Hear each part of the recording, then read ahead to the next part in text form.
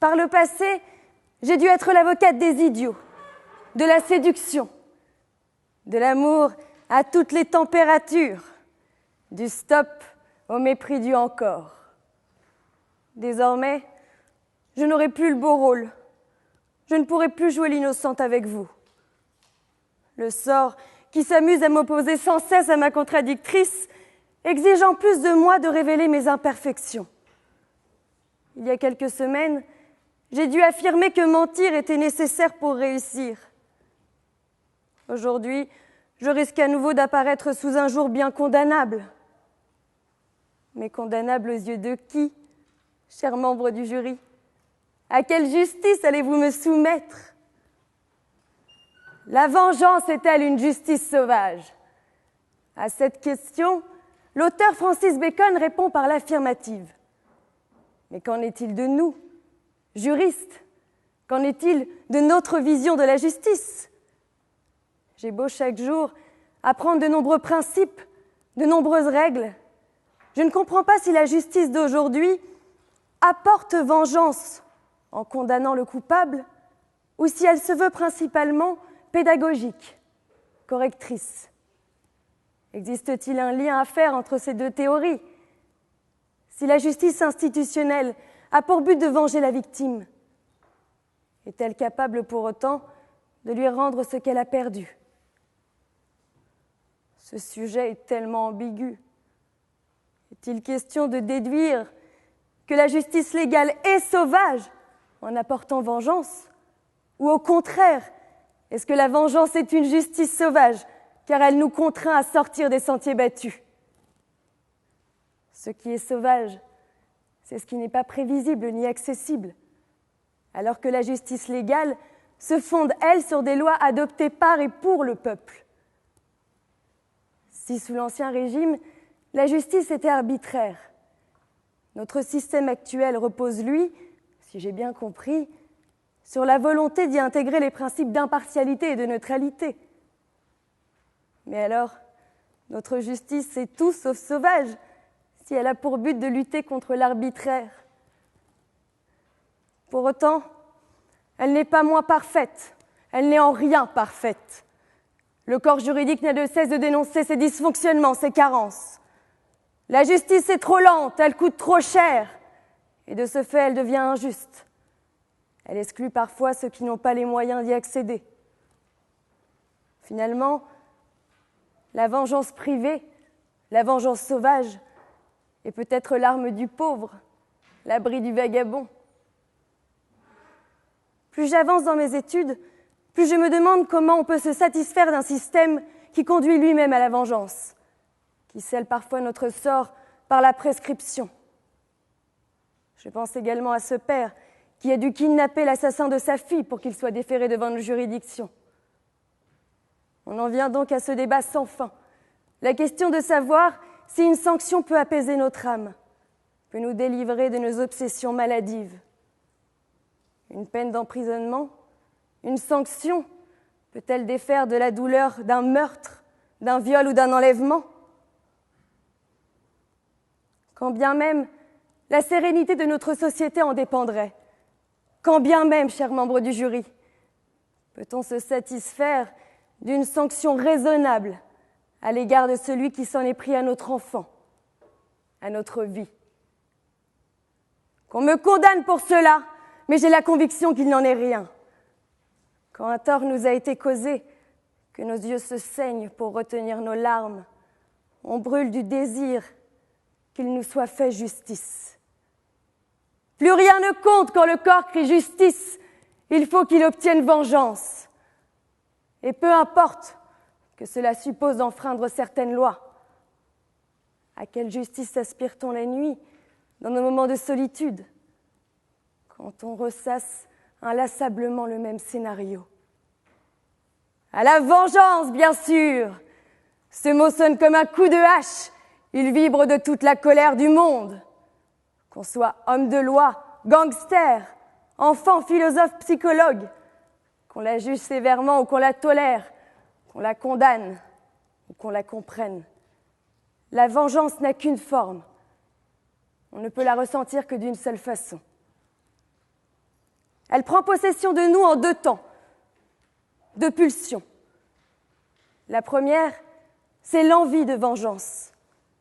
Cette envie n'est autre qu'une décharge, une explosion d'étincelles qui jaillit de l'extrémité de nos doigts, de nos orteils, et qui traverse tous nos traîtres pour venir se nicher dans notre tête, au cœur de notre raison, accaparant ainsi tout notre esprit. C'est cette obsession qui amène la deuxième pulsion, le besoin de vengeance, celui-là même qui ne laisse d'autre issue que celle de passer à l'acte. La vengeance est un cri du cœur, un élancement de notre douleur, un éclat d'humanité.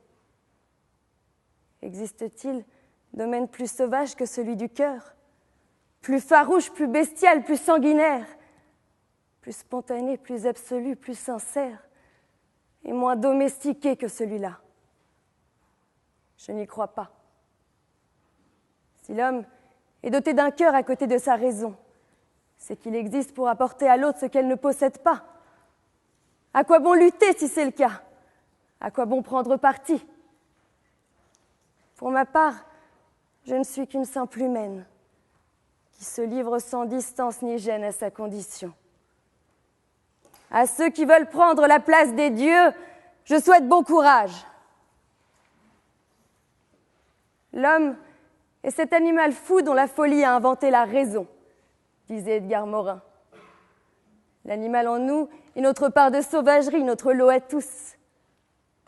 Cette raison qui émane de la folie. N'est-ce pas elle, la justice sauvage? Celle qui nous conduit à ne rien réfréner, à laisser libre cours à nos pulsions les plus bestiales. La justice sauvage est donc celle qui émane de notre propre folie. C'est une justice on ne peut plus humaine, qui ne rime en rien avec injustice, qui se diffère de la justice privée, répondant, elle, à de nombreuses règles et coutumes. La justice sauvage est une justice libre, découlant d'une liberté qui ne peut souffrir ni cadre ni limite, qui ne peut faire l'objet d'aucune symétrie. La justice sauvage est une justice spontanée, sublime, terrible et indomptable. Elle révèle nos forces et nos faiblesses, et nous sommes les seuls à même d'en devenir les juges ou les victimes. Chers membres du jury, chères contradictrices, un désordre parfait n'est-il pas préférable à un ordre imparfait? Beaucoup d'injustices ne sont pas reconnues par la loi ou recevables devant nos tribunaux. Comment s'en sortir si c'est le cas dans les cours de récréation, face aux pestes du lycée, face à la tromperie, aux coups bas et aux humiliations? Peut-on récupérer son 4 heures ou son amant en opposant un article du code pénal? Évidemment non. Notre goûter part souvent en une bouchée et c'est bien volontiers que l'amant se laisse manger. La vengeance n'a pas pour unique but d'obtenir justice. Elle sert également à dissuader l'autre d'une éventuelle contre-attaque. On se bat comme on peut, on tâtonne, on organise, on se lance, on recule. On mène une rude bataille qui, elle non plus, ne connaît aucune limite. Cependant, si on gagne, notre cible prend alors notre place de victime et nous la détrônons de son siège de bourreau. Satisfaction primaire, mais si jouissive. Pourquoi se ranger du côté de la loi alors qu'il est tellement facile de se venger soi-même? Il peut juste être question de faire circuler de perfides rumeurs sur celui qui nous a quittés. Impuissance, morpion, chlamydia. Ou encore d'enfermer son frère dans la cave un samedi soir quand ce dernier a révélé à la terre entière notre journal intime. Pour toutes ces situations, malheureusement dépourvues de législation, on se doit d'imposer une forme de justice, totalement indifférente à ce qui a été institué et dont la vengeance est la seule expression. Mettre une punaise sur une chaise, un somnifère dans un verre, La promesse d'un rendez-vous galant qui n'arrivera jamais. Pourquoi se compliquer la vie à saisir la justice alors qu'on peut si aisément rétablir l'équilibre? Peut-être trouverez-vous mes propos juvéniles, alors que pourtant, le dramaturge Henri Beck affirme que c'est en vieillissant qu'on comprend que la vengeance est encore la forme la plus sûre de la justice. Il existe des combats que l'on se doit de mener, des combats pouvant passer inaperçus, mais qui n'en sont pas moins impitoyables. Aucune juridiction ne peut empêcher son frère de recouvrir notre visage de dessin pendant la nuit, ou encore empêcher notre collègue de nous donner des surnoms odieux et inavouables en ce temple de l'éloquence. La vengeance est notre survie du quotidien, mais elle n'a pas seulement pour but d'assurer la pérennité de nos journées ou de nos civilisations. La vengeance est ce plaisir qui nous dédommage de ce rude combat qu'est la vie. Ne dit-on pas en effet que la vengeance se savoure? N'est-elle pas plus savoureuse quand elle a ce petit goût sauvage des choses interdites? En comparaison, excusez-moi Madame Guica, la justice pénale est-elle aussi froide qu'un régime alimentaire? Froide ou brûlante, la vengeance est un plat qui excite notre gourmandise. Si la justice légale se veut pédagogique, qu'en est-il vis-à-vis de la vengeance? N'a-t-elle pas pour but, elle aussi, d'apporter un peu d'humilité, de savoir-vivre? Amélie Poulain s'y donnait d'ailleurs à cœur joie.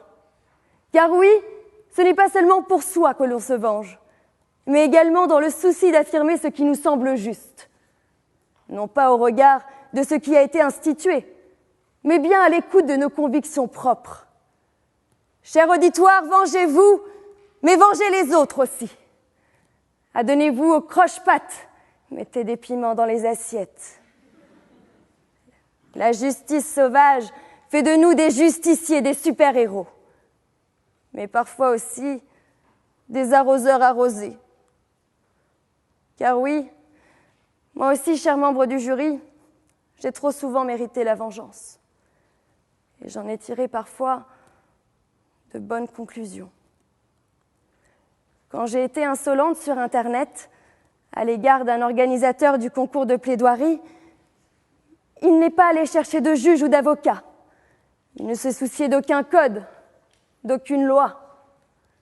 Il s'est tout simplement contenté de prendre des photos à son goût et de les placarder partout dans l'enceinte de la faculté. Croyez-moi, on ne m'y reprendra pas. Il ne faut en aucun cas, cependant, conditionner la vengeance à un acte de cruauté ou de méchanceté, qui n'aurait comme conséquence que la douleur physique de l'autre, que de lui causer un tort effectif. La vengeance peut être tellement innocente.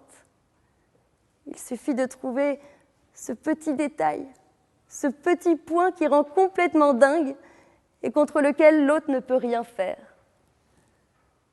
S'il y a autant de vengeance qu'il y a de sujets de l'imagination, c'est qu'il y a également autant de justice sauvage qu'il n'y a d'humain. La vengeance est un instant d'humanité qui ne peut être le fruit que d'un acte spontané, qui ne s'obtient que par la créativité. Pour ma part, chers membres du jury, j'ai trouvé l'arme ultime. Ce n'est ni le pardon, ni l'acceptation, et encore moins la miséricorde. Cette arme, c'est le sourire. Le sourire, cette affirmation de notre bonheur, de notre supériorité et de notre intelligence. Ce pouvoir qui est synonyme de victoire et qui rend complètement fou. Néanmoins, ne nous méprenons pas. Cela n'enlève en rien le respect profond que j'ai pour les guerriers plus farouches de la vengeance. Excusez-moi. Chers humains, chers membres du jury, chers auditoires, n'excluez aucune forme de justice. N'oubliez ni les torts qui vous ont été causés, ni aucune humiliation. Choisissez de sourire si vous le souhaitez. Mais dans tous les cas, N'oubliez pas que, quand il n'y a plus de solution, il reste la vengeance. Merci.